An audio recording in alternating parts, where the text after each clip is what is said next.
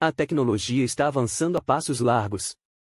Um participante da Neuralink acaba de realizar um feito incrível. Usando o implante cerebral, ele escreveu o código de um dispositivo simples que controlou um avião RC. Isso mostra o potencial das interfaces cérebro-computador e é mais um avanço importante para a equipe da Neuralink. Imagine controlar dispositivos com a mente.